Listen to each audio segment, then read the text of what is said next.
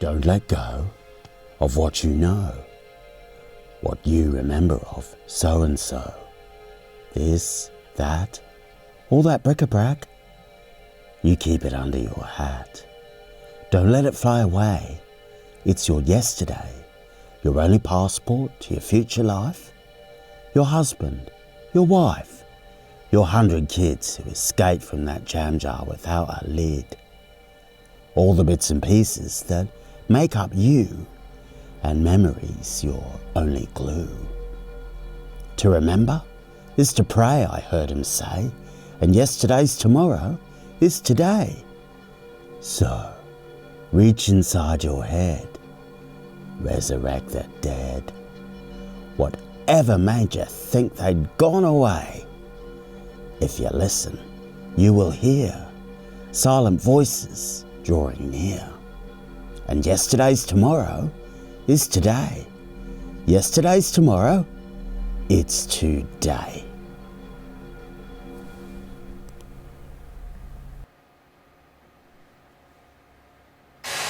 Passing the Tower of London, 5,000 fascists rally to their mobilization for the much-advertised march through the East End. The United States is a monster out of control. Unless we challenge it with absolute determination, American barbarism will destroy the world. The Leader of the Opposition said what the housewives of Australia need to understand as they do the ironing. Thank you for that painting of women's roles in modern Australia. I've waited too long for justice to be handed down for my people, and it's time for me to make a change in the only way that people are going to listen to me, and I'm going to do it peacefully.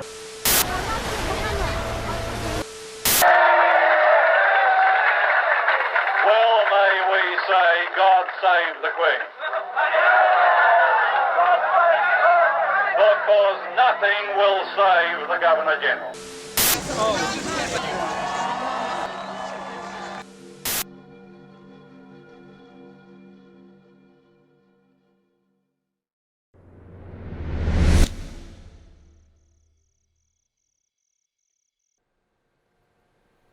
My father, Mick. He was the person who had power over me. He was a member of the Hackney Gang, a group of 6 friends that included the Nobel Prize-winning playwright Harold Pinter. Maybe some of you have heard of it. And Henry Wolfe. There he is. He's 91 now and the last one alive. We love Henry. Then there's me. I'm Jeremy. Jeremy Goldstein, son of Mick, son of Bev, son of the Hackney Gang. One of the few and the far between, according to Henry. Harold, Henry, and Mick. They were born and raised within 100 yards of each other in Clapton in East London. Harold was an only child, Henry one of 3, Mick one of 5. His parents, my grandparents, had a baby shop in Homerton. That's my Uncle Sid. During the war, they were evacuated from the Blitz.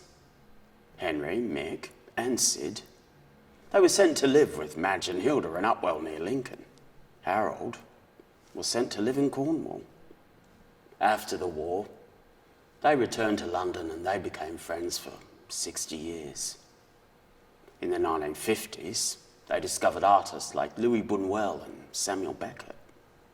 In 1957, Henry directed Harold's first play, The Room. He was the original Mr. Kidd. In 1955, the 3 of them saw the first performances of Waiting for Godot at the Arts Theatre in London. Waiting for Godot, people. Come on, let's hear it for the boys.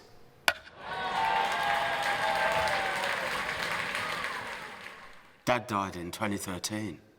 I remember reading those words in his obituary, truth to power. That's when I got in touch with Henry. I wanted to know more about their lives, more about that ballet between them, and why those words had become so important to Harold and Mick and the rest of the gang. Henry said they were a bunch of solipsist survivors, larking about the East End, their lives central to the workings of the universe. Just imagine living in London in the 1950s at a time when the Holocaust still loomed, and those bombs had incinerated Nagasaki and Hiroshima as if it were yesterday. They didn't think they would live very long. They thought they might be the last of their generation. Their world, it was infected.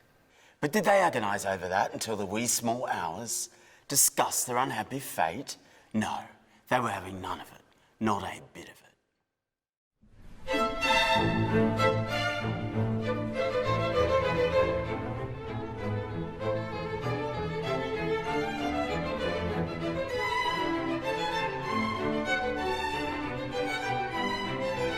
There was no one quite like them, no one the same, bowling down the alleyways ahead of the game, masters of their universe, kings of their parks.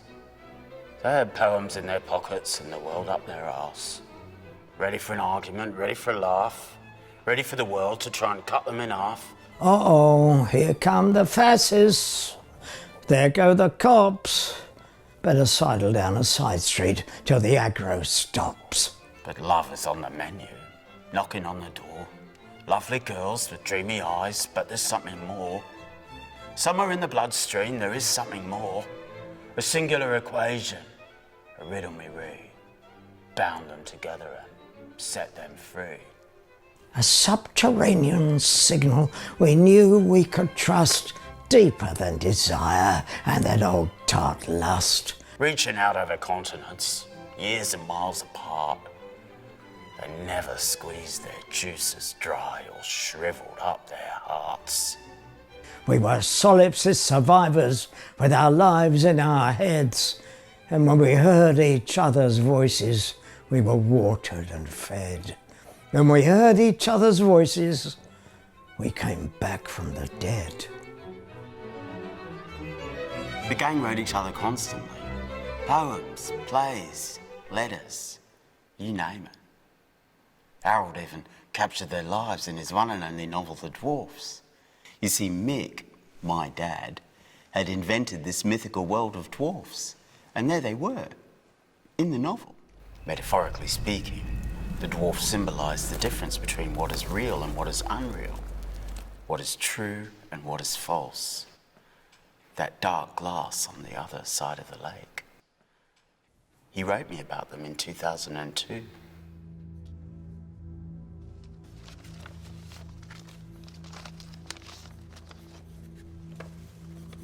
Dear Jeremy, I've read what you sent me about the dwarfs. Henry and I still have the original typed scripts. What's all this about I'm organising to see it soon? Why not just plain I'm seeing it soon? Perhaps your secretary needs to take a basic course in English. When it was written, I had many different jobs as distinct from Henry. I was never aware of Harold doing anything but acting and writing, although he did look after the boilers in the block of flats when he was first married to Vivian. Money was always very short. When isn't it? I worked as a porter on Euston Station and clearing the tables at the open-air cafes in Regent's Park Zoo. I had many other jobs, too numerous to mention. I never lasted very long in any of them. I never considered myself a normal-waged working man, and I don't think Harold did either. Later, things changed, of course. I grew up. But I never knew who or what, if anything, I was looking for. Certainly not wealth or security. I found uplifting moments in music, literature, or cricket. And although such experiences were always lonely ones, it was possible to communicate such moments with the people I grew up with in our gang. Contact with other beings, male and female, were always an extension of these original needs or discoveries, as they were often fraught with sudden and painful reversals. Now, your question about whether I had delusions about dwarfs is irrelevant. They are manifested in the novel and then in the play. They are what they are. Somewhere, behind a door, there were these dwarfs. just as in the desert over the next heap of sand, there is a harem of beautiful women. I have seen the dwarfs. I have seen their newspapers, their apple cores and potato peelings, their dead fetuses in their formaldehyde, the axle grease, the broken alphabet, their carcinomas and sarcomas, a bookend, a talus minim, a broken string, gaskets, stud valves. I have seen their rancid sweets. The sun blinded them, and the moon made them moan. The truth is a precipice, a grave into which we all fall into eventually. We are on a downward path. Love, Dad.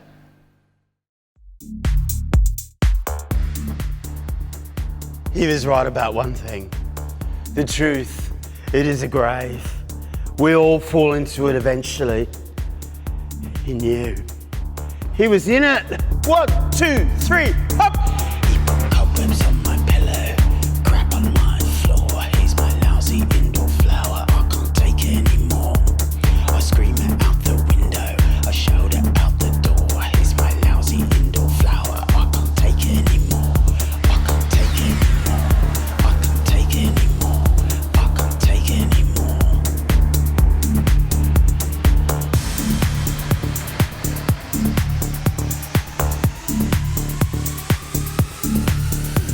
I'm standing in the center of the turning world.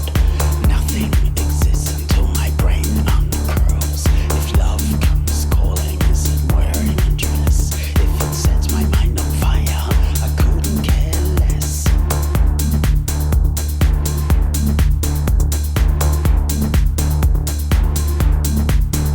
When they sidle up the staircase, take over your brain.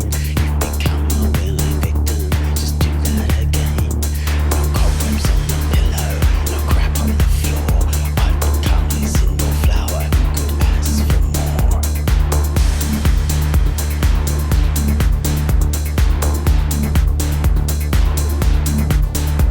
But look under the mattress, who's that flat on the floor? I'm the boy in the bangles, I don't live here no more. I put cobwebs on my pillow, crap on my floor. He's yesterday's flower, I can't take it anymore. Bring down the window, slam the front door. No good tapping on the window, I don't live here no more. They turn out to be strangers, a million miles apart. Love may leave you bruised and battered, but you can grow a new heart. I put cobwebs on my pillow, crap on my floor. I've become my indoor flower, the one that I adore, the one that I adore, the one that I adore, the one that I adore, the one that I adore.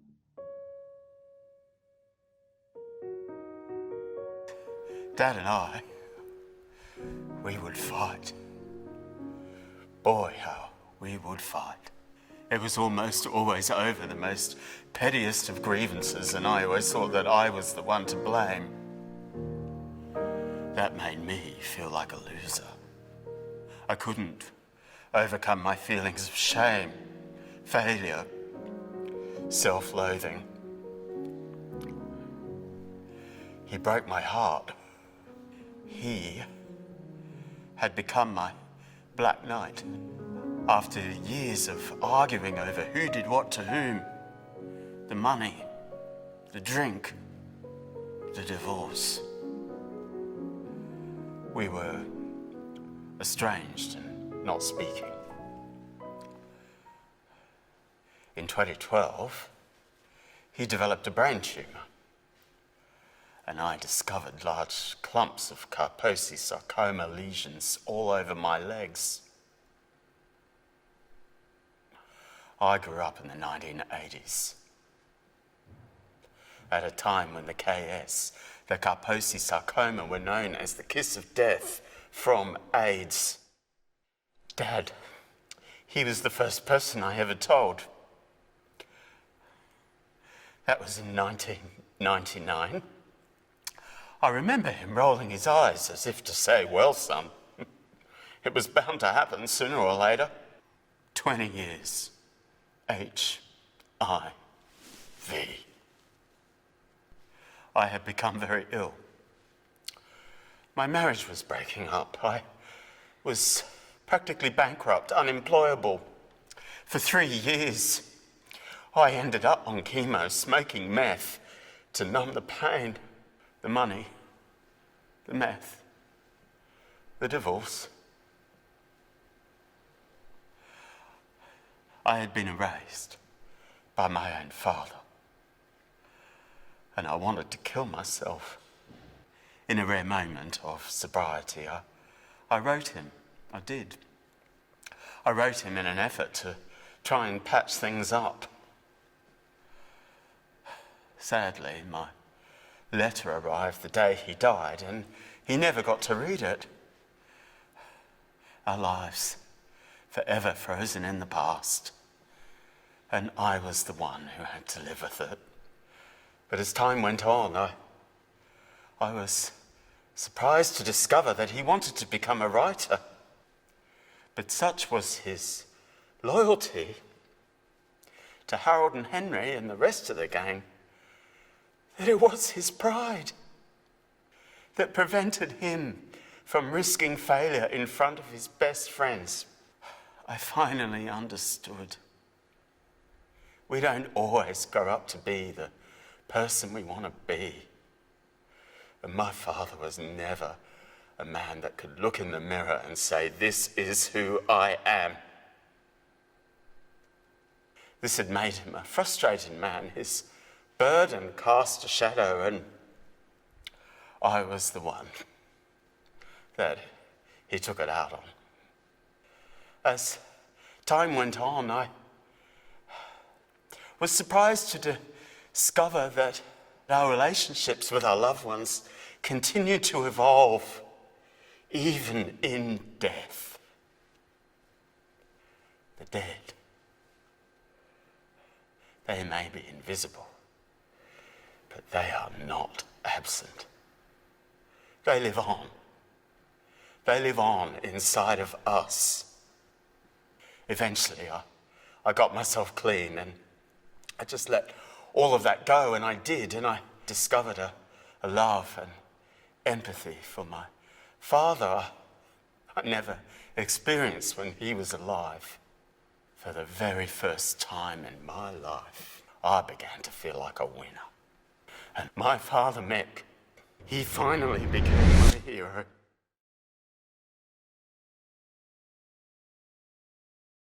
Welcome to Blacktown Arts. I would like to acknowledge this evening's performance of Truth to Power Café is taking place on Durrag land. I pay my respects to elders past and present, and I thank them for their custodianship of this land. These days, speaking truth to power is widely accepted to mean saying something to those in a position of trust or authority who don't want to hear it. Is it to your lover, your mother, your boss, your banker, your best friend, yourself, your father? Is it an act of love or an act of war? Who has power over you, and what do you want to say to them? So, tonight, ladies and gentlemen, I have invited a few local guests to respond to this very question. Please make them feel welcome and show them the respect they deserve. Please welcome Vanessa. So my story is about my birth father. This is not the father that raised me. Mum said that she left with one suitcase and a sewing machine. That story has power over me, sometimes devastating and sometimes amazingly intuitive. But the story I really want to talk about is the story of an absent father that has power over me. So this raises a question for me: how can a father who is absent have power? The thing is, when you know a person's story, it somehow creeps into your story. Knowing he experienced a severe rejection as a child, he was diagnosed with polio and left in a hospital on his own for more than a year. knowing that his mother loved his sisters more than him and that his father was a tyrant. There were times when I could see him reaching out to me, but then quickly receding back into his own fear. Born into a time of restraint, and also born with an innate creative desire, he was a troubled person. Still, I kept trying to connect. There was this powerful influence inside me that kept pushing me to connect with this man, to find us. Up until my late 20s, when I finally gave up, and I realised it wasn't him and it wasn't me. So many years later, I'd given up. It was about 20 years later, and I received a phone call. Your father is in hospital with kidney disease. Do you want to see him? Are you interested? Nobody else was interested. So I jumped on a flight. I was living in Brisbane at the time, studying, and I went down to see him. And when I walked in, he was just all changed, sick of life. I spent some time with him and then flew back home again. About a month or so later, I booked another flight and went down to see him again. Ironically, at this visit, he said to me, "Do you feel a connection to me?" I lied and said yes. He looked back at me and said, "I don't." So I just flew away again. Sometime later, I was camping with Big Bob of my Bow Desert Williams side of the family, and I got a text, "Your father has passed away." So that was a bit of a shock, but I didn't want to tell anyone because I didn't want anyone to feel sorry for me. I just wanted to carry on this wonderful camping trip we were having by Running Creek. So instead, I went and laid in the Running Creek in the shallow water and rested my feet on a beautiful smooth boulder. And I was just laying there looking up at the trees and the sky and just thinking about things. And the next minute, this beautiful blue dragonfly landed on my big toe. I looked at the dragonfly and I said, "Wow, you are beautiful." And as I did that, the dragonfly took off my toe and flew forward and made direct eye contact with me. And so I said, wow, again, some beautiful words of love to this dragonfly. And it responded by doing this little triangle dance and coming back up to my eyes each time I said something beautiful to it. And this went on for what felt like ages. We were making this face-to-face contact, and I was feeling the spirit of the dragonfly, and we were really communicating. So words of love were overflowing from my deepest heart, really digging into the emotions of what it felt like to connect with this dragonfly and sensing that I was really connecting. The last thing I said to the dragonfly was, "Now I really know who you are, that you are what you were always meant to be, the most beautiful creature in the world, the most freest, brilliant creature in the whole wide world." Beautiful. Thanks, Vanessa. Please welcome Yumi. I am a beggar, I used to say, when people ask me what I do for a living. It's still true today. I'm a shameless beggar for good causes and have been for more years than I care to count. I try to use the power of words to paint pictures of desolation, but not too dark, not too gloomy, with that tiny ray of light so people feel that giving money will make that ray of light turn into sunshine. Fundraising is tough. We're living in a world of competing miseries. Who should we give to? The women and girls in Afghanistan so they can have an education? The children living under occupation in Gaza so they can eat? The girls trafficked to the sex trade in China so they can be rescued? or the homeless older women living in their cars in Australia so they can have shelter. There are days when I rage. My anger at the injustice of it all just becomes too much because it doesn't have to be this way, does it? There are people in Australia who own so many houses and yet pay not a single cent in tax. When they open their eyes in the morning, they look out onto Sydney Harbour, glittering in the morning sun. And yet, in the same city, there are homeless women like Marion who told me it's safer to sleep in Central Station than the boarding houses where services try to put her. She's scared of the druggies, she says. They stole her phone. So now I can't even reach her to find out if she's okay in the COVID lockdown. It's government policies which enable the rich to pay absolutely nothing and the poor to pay the price for everything. Take comfort in nature, they say, but even that is going up in flames or being drowned in flood or baked dry in drought. When I hear from psychologists that young people today are feeling hopeless about their future, I understand. What are we leaving behind for them? Let it be a world where leaders care more about integrity than their own hip pockets. Let it be countries where kindness is the language spoken more than racism and all the other isms which make life unbearable.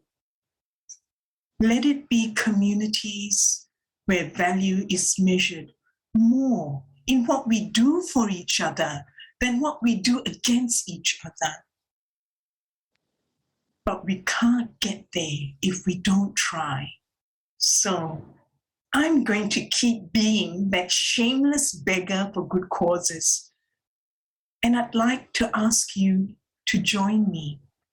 Hold out your hand, put it on your chest, and know that it's the same heartbeat that unites us all, regardless of what color we are, where we live, who we are, and what we do. Thank you. Thank you, Yumi. Please welcome Rachel. I'm going to talk to you about my mother. Not my maternal mother, but my other mother, who watches over me, judges me, silently staring, pricking at my consciousness. She dares me to love her, but she is indifferent to my response. When I was 8, my parents took me to see her for the first time, and she slapped me. She took the wind from my breath and said to me, "You are not the only one in this world." She took me to meet my relatives and showed me the life that I should have lived. She showed me her beauty, her generosity, her complexity, and also her horror, the likes of which an 8-year-old couldn't understand. On the plane on the way home, I asked my paternal mother, "Mum, why are people in India poor?" "2/3 of the world is poor, my girl," my mum said. And I was dumbstruck. And I was also young and naive, so I said, "Well, that's easy. If everyone else looks after 2 of them, then we can end this." Paternal mother laughed and said, "But some people can't afford to look after 2 people." "But Mum, some people can afford to look after 10.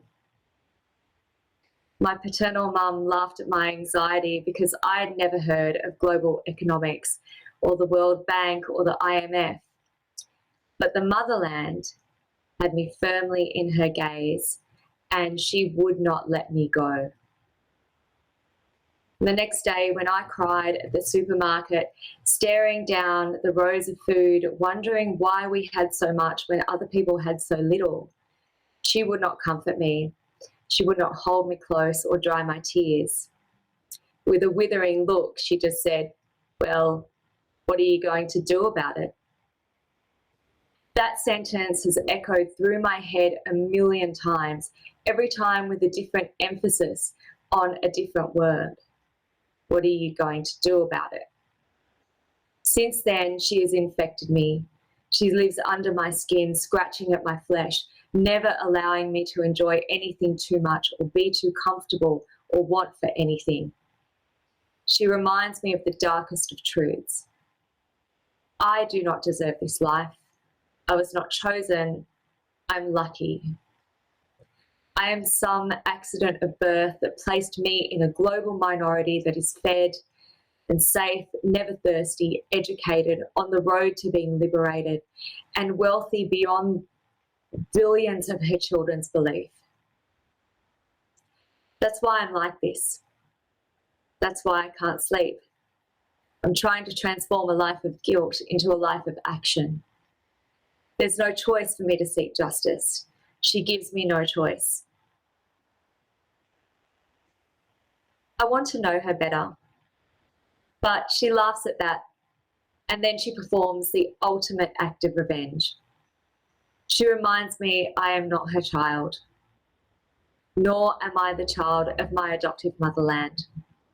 My brothers and sisters of both lands remind me every day I belong nowhere. The motherland doesn't want my pity. Her tenacity, resilience, independence, and resistance demands my respect. And always full of wonder and mystery, she has taught me something else. She has taught me to dance. It is a dance of joy. It is a dance of hope, of solidarity, and of love. So I invite you, come and join me in this dance for her. Thank you, Rachel. It's all about love. Please welcome Ray. I'm speaking to you in English, with an American accent, at an average of 118 hertz, a frequency within the male average. With these facts, you are already forming an impression of me, my age, my gender, even my education. By pushing air from my lungs through to my vocal cords and moving the articulators in my mouth a certain way, I am using my speech to convey language. Lately, I've found myself being treated a certain way. I was at the post office one day picking up a sweater I bought online. As the staff handed over my parcel, they said, "Are you going out with your girlfriend anytime soon?" That perplexed me because, 1, I can't go out much with the current state of things. 2, sweaters are an iffy choice of date outfit. And 3, did they say that because they thought I was a guy? Because I'm not. I'm non-binary. I use they/them pronouns. But I didn't say anything because I knew I wouldn't see this person again anytime soon. They'll deal with a lot of other customers and I'll be forgotten in no time. I didn't sweat it. That's not always the case for trans people. I once had a friend who was a trans guy come up to me in tears because the cashier at the grocery called him Miss. He had short hair, he was in a baggy hoodie and loose-fitting pants, and he was still called Miss. That broke him, and I spent a chunk of time comforting him. I know I'm in the minority when I say that being misgendered doesn't affect me. I've become numb to it.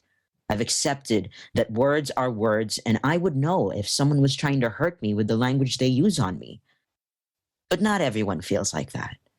Not everyone has the luxury to numb themselves from the pang of not being acknowledged for who they are. And isn't it so fascinating how something as simple as Miss or Sir can make or break a trans person's day? The language that you used around trans people like me has a power that is not easy to comprehend. So while language does have power over me, I try to not let it get to me. But that's the thing I want to say to it. It shouldn't have to. Language shouldn't feel like this minefield of words that have meanings so entrenched in the collective consciousness that I alone cannot untangle them and create new words and meanings. Because the whole point of language is that it changes. It changes with the people, and it changes with the times. So maybe we can start making these changes. It can be as simple as asking, what pronouns do you use? I promise you, no one will be offended for being asked how they want to be addressed. And if they are, I think they need to check their privilege. Yeah. Thank you, Ray. Please welcome Rebecca. My name is Rebecca Shiroli, and I'm a survivor of domestic violence. 20 years ago, my stepfather's hammer smashed my skull and almost shattered my life. The assault left me with a traumatic brain injury. I've been rebuilding my life ever since. As an artist, the expressive power of art was a big part of my emotional recovery. When I woke from my coma, art was my refuge, the primal language that allowed me to see and accept the new version of me. Re-emerging as an artist mid-life, the medical world and brain injury rehabilitation people valued my art for its unique perspective and techniques. But I had not imagined that the art world would only offer me the limited opportunities to show my work. I am a middle-aged, re-emerging artist, and even though I may have a few physical limits, my goals and abilities are many. My life is organic. I grow, move, change, and mature. My creative energy and dreams are valid. There is a need for creative opportunities for artists of all ages to equally contribute and live lives contributing to our country's cultural wealth. Supporting art created and facilitated by artists who have emerged or re-emerged midlife can connect this underappreciated sector of professional artists and unleash exciting ideas, emotions, and abilities that need to be viewed and experienced. My dedication to creating art that is current, intimate, and valid has not lost its urgency over the years. I want my work to be appreciated for its artistic value, but the opportunities and spaces for me to create in are limited, and there are few possibilities for me to obtain grants, residencies, and exhibitions. I want to say to the art world is the unpalatable truth is that you have little space for emerging and re-emerging middle-aged female artists. I want to be seen. Well said. Please welcome Wilfred. Some years ago in Sydney, on the 26th of January, to my surprise, I was welcomed to Gadigal country by an Eora Nation man. That welcome home led to this moment and a significant step to my homecoming to myself as a living descendant of the original peoples, culture and country of the continents known as the Americas. Attempts to mute and deny the voices of my ancestors continues to this day. I am not a cultural aberration and iteration. I am a voice for cultural narrative that doesn't shame or destroy others. I didn't understand as a child the power of the cultural archive I was ancestrally connected to. Through my father and mother's words during my childhood, each chapter unfolded through their oral storytelling. Now I'm fully committed to using the oral and written English language, which has been used to mute those voices, and now assists me to liberate and contribute to the process of self-healing. Look very closely at my hair, the shape of my face, and my voice. These are just some of the clues to who I am. From my earliest days in London, I wouldn't acknowledge a proud legacy despite my parents' efforts. I was still in denial and whispering to myself in disbelief. Yet I begin to know their stories by heart, to break the silence.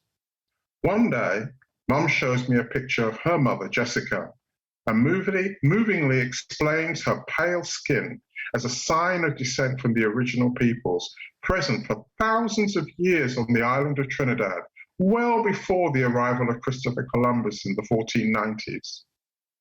As an adult, at my insistence, my father explained that more than 150 years previously, two evangelical missionaries, a white man, Samuel, and his wife, Jeanette, the daughter of an original people's chief of the Lenni Lenape, had emigrated from New York City prior to the American Civil War, bound for the island of Trinidad, thus rewriting the New World colonial narrative.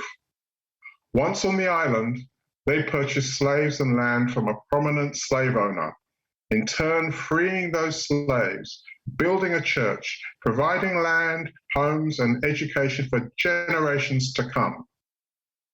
My cultural DNA has been added to through a profound UK, European, and Australian experience. Culture doesn't stop at any nation's borders.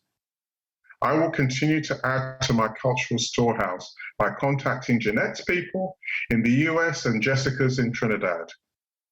I acknowledge my mother, Shirley, her mother, Jessica, and my father, Clifford, his mother, Teresa, and her mother, Henrietta, and her mother, Jane, and her mother, Jeanette. I owe them all a debt of profound gratitude for their sacrifice, grief, and loss, providing me with an indestructible foundation to speak, act, and change my and other human soul circumstances for the better. In this untitled poem by Audre Lorde, she says, "The war is the same if we lose. Someday women's blood will congeal upon a dead planet. If we win, there is no telling we seek beyond history for a new and more possible meeting." Thank you. We will win. Thank you, Wilfred. Please welcome Sabini.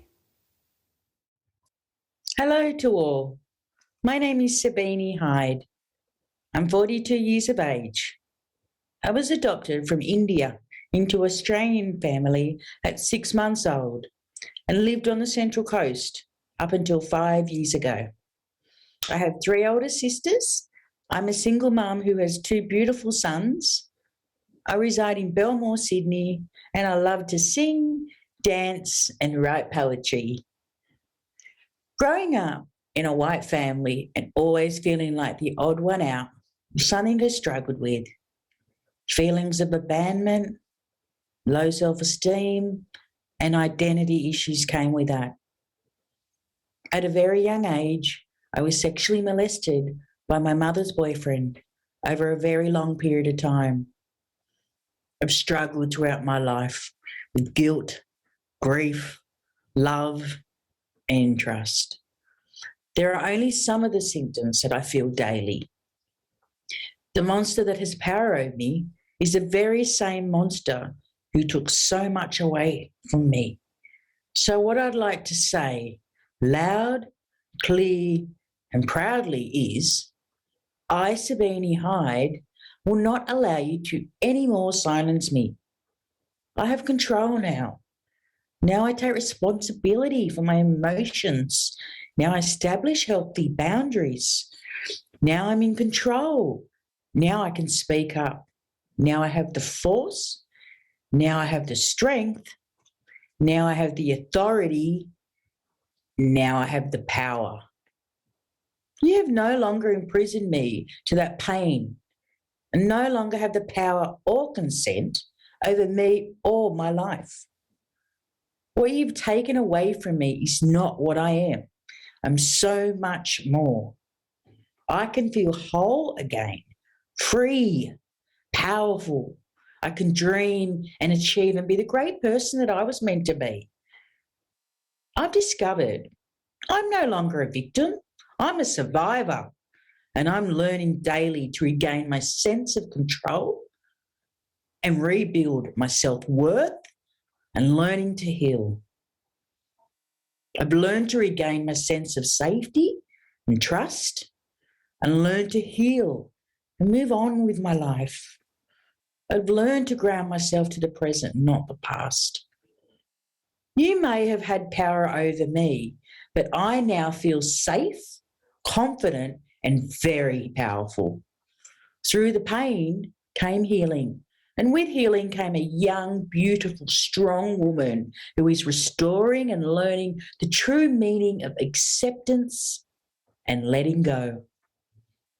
I'm beginning to see myself wholly, recognize triggers, respecting my boundaries, understanding my emotions and feelings. Healing is a long and slow process, but there are always signs of change and growth along the way. I'm learning to be my own cheerleader and to practice self-compassion when I revert to old habits. So I'm here today to stand up, take power, take control, and not allow you anymore to have power over me. As I'm the only person who wants to have power over myself, you go and get your own power. You no longer have the right to take anything more away from me, and I won't allow you to. No. Thank you, Sabini. Whew. I don't know about you lot, but I am feeling rather heroic after that.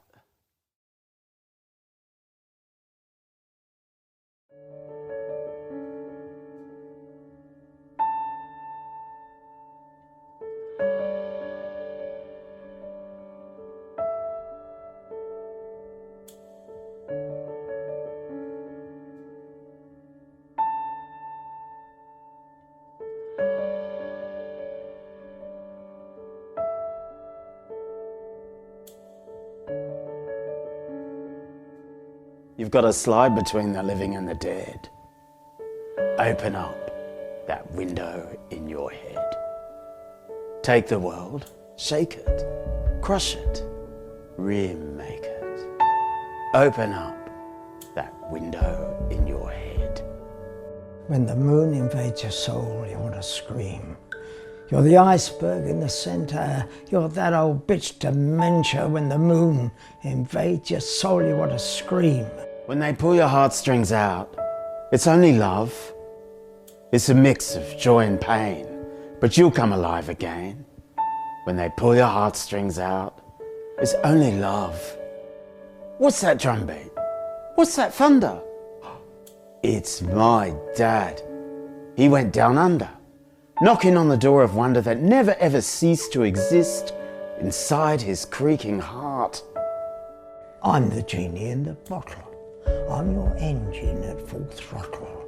I'm racing down your every road in sight. To make love, we don't need beds. We'll tear the world to shreds, racing down that every road in sight. Different gardens, different flowers, diamond caves and silver towers.